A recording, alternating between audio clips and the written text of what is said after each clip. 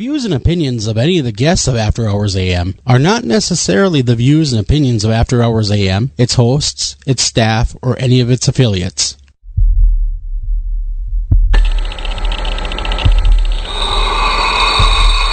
Welcome to the After Hours program.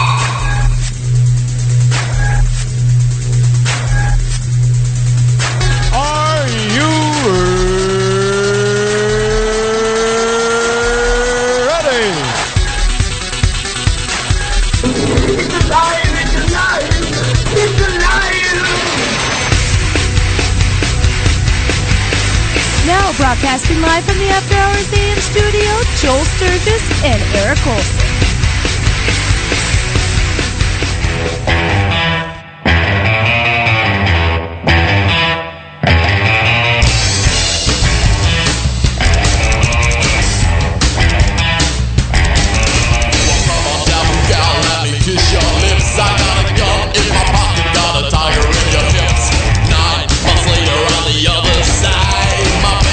And we had a devil child. Devil child got going out. Appointed farewell. Devil child got sold to buy. My baby had a devil child.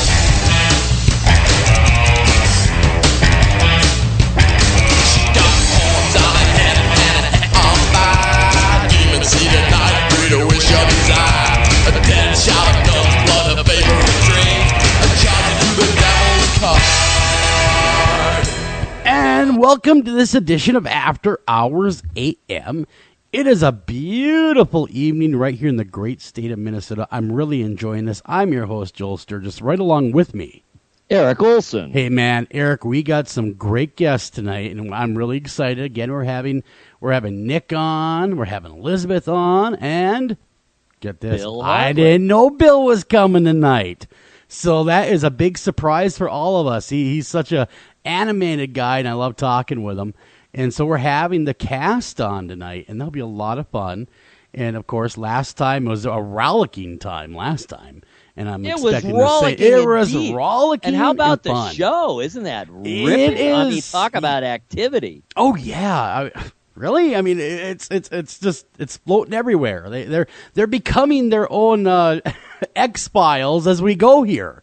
I mean, we're talking hardcore, really active, dark spirits everywhere and protecting spirits. And how about the EVPs? I know. Holy mackerel. It's really, we saw, the first two episodes are available, if you haven't already seen them, on the Destination America website. So you can kind of have a mini binge on Shepherdstown by watching the first two episodes. And they're pretty good. They're pretty good, and of course, we're going to have to talk with them, and I would like to, and I know they're good, kind-hearted people. There's some headlines out there I'd like to talk about as well, and you know what I'm talking about. We're going to that. The recent headlines of Shepherdstown. Yes. I would indeed. like them to clear the air, because Nick has always been beyond reproach, in my opinion. Always above board, always honest, so... he's a good friend of ours, and he's a good friend of the show, so I'd like him to maybe possibly speak on that very issue if he's willing to. Certainly. If it's news, it's news. Exactly. Excellent opportunity, great forum to say what's up and put it to rest. Yep. Or whatever the case may be. Whatever. But it will be fun. It will always be fun because, of course... Getting ready for the show, that everyone said that already to me, asking me, well, you going to ask him? Ask him on air? I don't know what I'm going to ask him. I never know until I know where the conversation takes us. And if it goes wherever, it goes wherever sometimes. And you just enjoy the conversation for what it is. We don't come in here with questions. Oddly enough, I have no questions in front of me when I do a radio show, simply because I find that so limiting. It limits me in my own thought because I looked at the questions going, okay, well, we didn't go here or here or here. It really kind of stifles my own creativity. So that's why I don't do that anyway. It also flies in the face of our kind of general philosophy that the the show, or I should say, the interviews, Sure. are a conversation. They're not they're not a Q&A. They're a conversation. Exactly. So anyhow, we're going to be having them at the top of the hour. But until then, we got news of the weird kind of headlines, and there's a bunch of them out there this week. And the first one's really odd. It kind of struck me as odd. Did you hear that Terri Irwin, the wife of the late crocodile hunter himself, what was his name again? Oh my God, I'm at a loss. What was his name? The crocodile hunter. Irwin. Steve Irwin, sorry. Steve Irwin's wife has turned to psychic medium John Edward in a desperate attempt to connect with her late husband, Steve. There it is in the sentence. I should have known. The wildlife warrior regularly speaks of the deep bond she shared with her late husband, calling him the love of her life, Terri says. I know. Oh, I mean, really, I feel bad for her. He was so young when he died. Oh, it's terrible. It was horrible. Such a fluke thing. It really was. Who knew stingrays could kill you? According to Women's Day, Terri asked John Edward for a reading during his 10-day visit to Down Under last week. That's my feeble attempt at Australian accent. It's understood John, who has been friends with the Irwins for many years, it says here, made sure he flew to Queensland to visit Terri despite his busy schedule. You know, I haven't heard much from John Edward lately. I'm not sure how busy he actually is, but that's neither here nor there. It's not the first time Terri has called upon an internationally renowned medium to help her to connect with Steve in 2008, just 2 years after he was killed in the stingray piercing in the chest incident that we all remember. Steve's dad, Bob, and Terri held a private session with John in which he revealed he had no doubt Steve was with us. So he's still with them. I guess love never truly dies now, does it? I think first of all, it's hard to believe it's been 11 years. It really has been. It's been a long time since So that's number one. Number two, away. Obviously, she has had a really hard time getting over it. Well, evidently, really, if he truly was, and I'm going to take her at face value, was the love of her life, do you ever really get over it? I would think not. No. Do you ever really kind of get past? I don't think you would either. I mean, you got to figure out a way at least to move on with your life. That doesn't mean you're over it. That doesn't mean it's okay. That doesn't mean you don't miss them. But I don't think you do have to try to figure out how to live your own life. You can't live in the past. Exactly. And Edwards goes on to say, it's not black, it's not white, it's not gray, but there's a definite Steve energy that's unmistakable. Not long after Terri admitted she can feel and sense Steve around her. Wow, it keeps on going. She reached out to, again, John Edward to reaffirm her belief that Steve is still with her in spirit. So they would have been, now get this, she said the reading comes as Terri celebrated, still celebrating this, by the way, her 25th wedding anniversary to Steve, even though he has departed. To mark the occasion, she uploaded a picture to Instagram with the caption, "Today would have been our 25th wedding anniversary. I miss you so much, and I'm grateful every day for the time that we had together." Wow. Well, Man. Sounds like she's hanging on. Man, sounds like something from Titanic. Yeah. You know what I mean? Yes. That's, it was such a tragic thing. It was so bizarre. And, like you said, he was young. And I was just...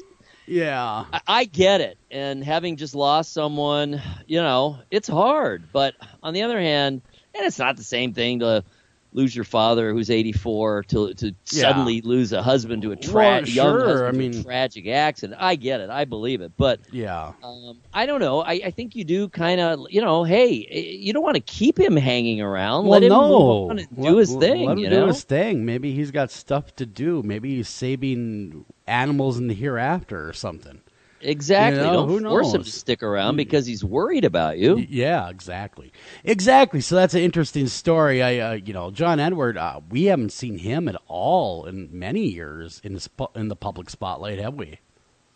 I haven't heard much about him. I mean, I'll get it once in a while. You see like a press release about him doing a tour. I think he does a lot of stuff live. Yeah. And I think he still does quite well that way. I don't know. I don't think he has any TV show going right now, does he? I don't think so. I used to dig that show, though, Crossing Over with John Edward. Yeah. I used he to looks like a lot watching older that. all of a sudden. Yeah, I he noticed. does, doesn't he? Well, it's been, 8-9 years since that was on the air, if not longer. So it's been quite a while. So Time flies. I'm going to reach out to John Edward and see if he'll come back on the show. We had him on in the early days of After Hours AM. Very cool. We will see if he will come back on live and talk maybe about everything psychic. That would be pretty cool. So we got another one that's kind of a weird story. Again, I mean, obviously these are all weird because otherwise it won't be odd news. But ghosts lurk in this Florida antique shop with whispers, get this, your name. Ooh, I like that. When asked about Reddick, Florida, many locals will be the first to tell you that it's a wonderful place to live, filled with numerous shops and antique shops, emporiums, events, sunshine, and everything that Florida has to offer. But this one's a little bit different. This shop is haunted, and this shop has a grisly past. Okay, back in those days, in 1986, the Branham family, they owned this, and they actually had it as an antique shop. So I'm going to go through this little tale of disgustingness right now.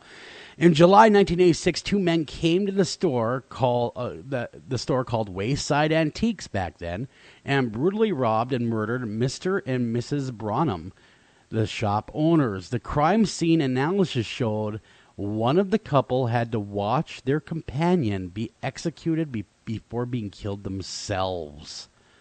Good Oh, God. my Lord. It sounds like something on The Walking Dead when Negan had people all lined up, but only real, and that's what makes it worse.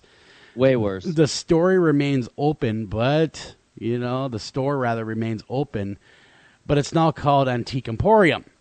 Since the brutal murders, many store employees and local antique enthusiasts alike have expressed unusual happenings and paranormal activity in the store.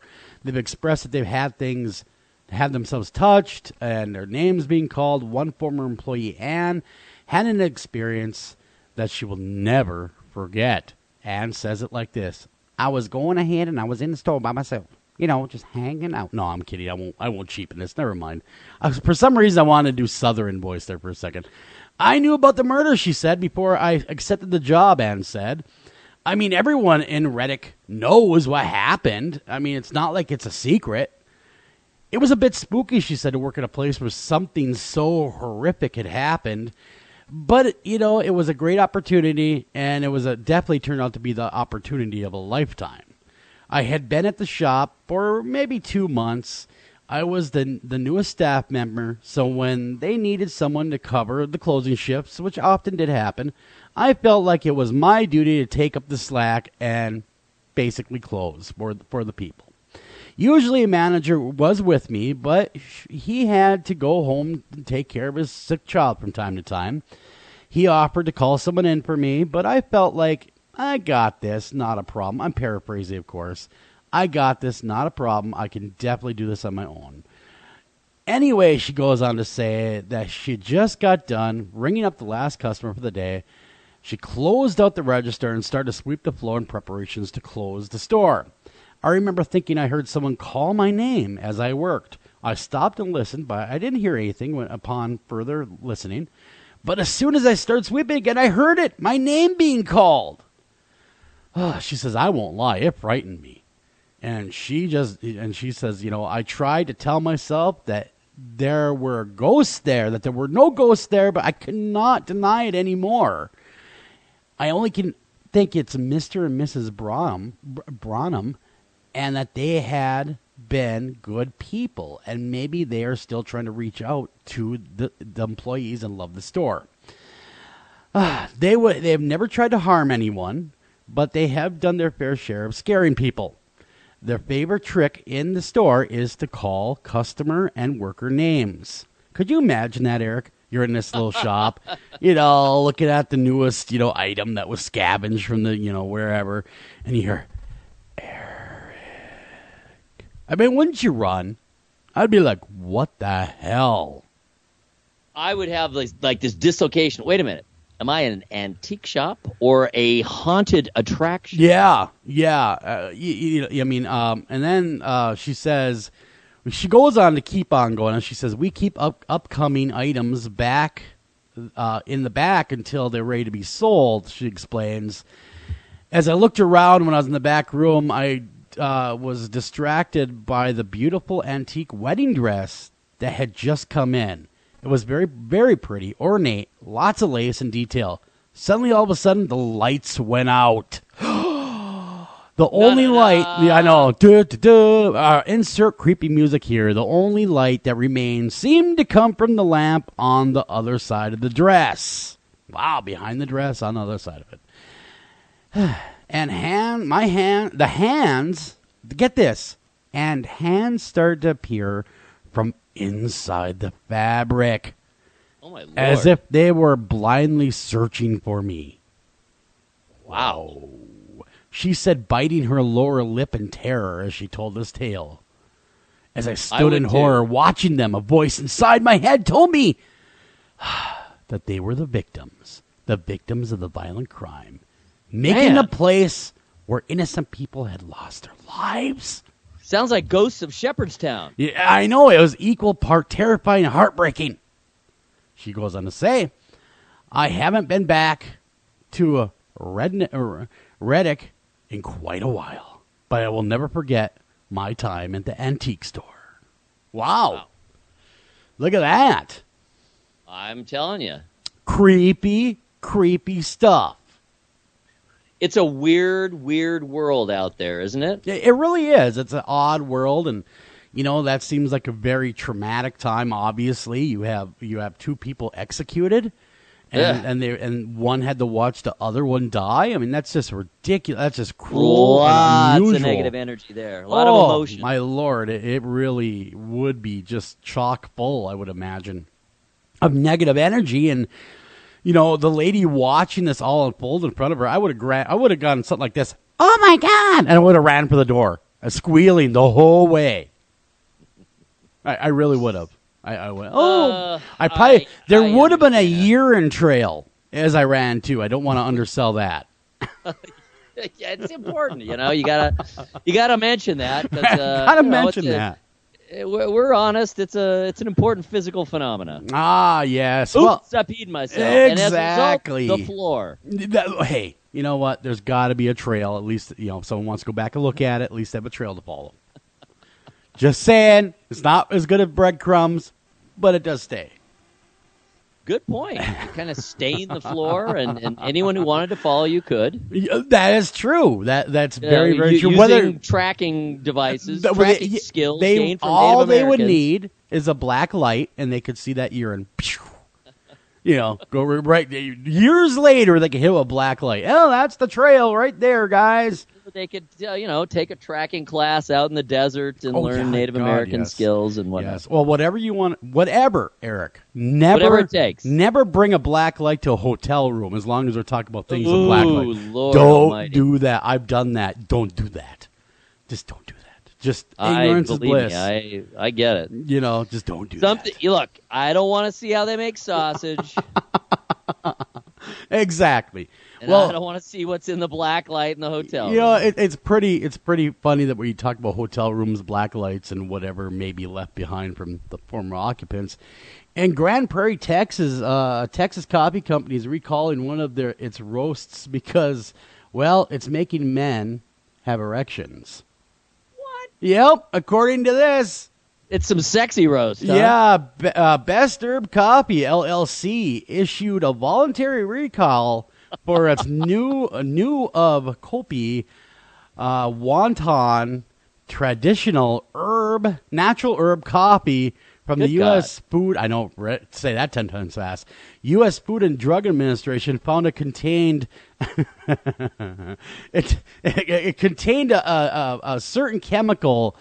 It's called a desmethyl carbonethyl. If I can never pronounce those long, weird additive names, which is similar side effects or effects to Viagra. Wanana. Yeah, so if you're if you got a limp soldier there, pick him up with a little cup of coffee. Best herbs. Let's see if I can tackle the drugs. I've never heard of that. It's desmethyl carbodenafil. Exactly. There it is. I murdered it, but you did it just perfect. Yeah. But anyhow, that is the drug. That is the drug that's raising everyone's attention, so to speak.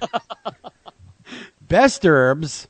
Good one. Which is based in Dallas, suburb of Grand Prairie, sold the coffee nationwide from July 2014 to June 2016 on various websites and in some retail stores.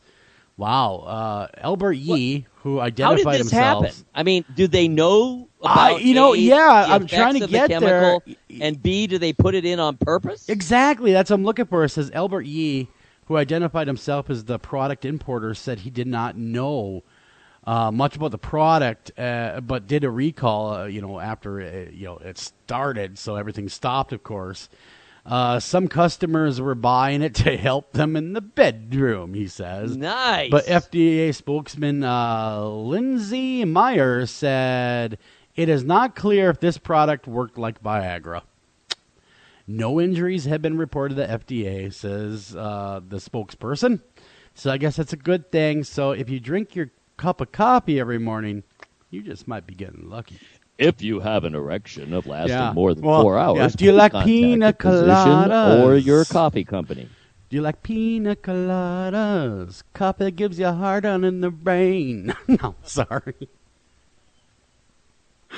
Sorry. Wow. I'm dirty. I'm horrible. I know.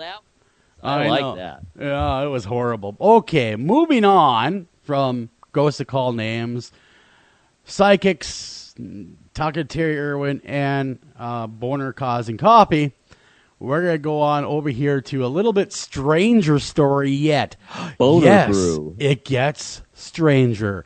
I've heard of this one. Corpus Christi, Texas. A Texas man who became trapped inside of an ATM slipped notes to customers via the receipt slot, pleading, let me get rid of this darn tootin'. I'm really getting sick of autoplay, man. I am getting sick of it. Okay, let me get back on track here. He was slipping notes to customers basically he was trapped. The contractor became stuck Wednesday when he was changing a lock to the Bank of America room that led to the back of the ATM. So, I mean, there's a room within a room. Corpus Christi Police Lieutenant Chris Hooper said he couldn't let himself out of the room because he didn't have the key card on him and was unable to notify the bank employees for help. Apparently, he left his cell phone and the swipe card he needed to get out of the room outside in his truck. When he realized customers were retrieving cash from the machine, he passed notes to them through the ATM slot,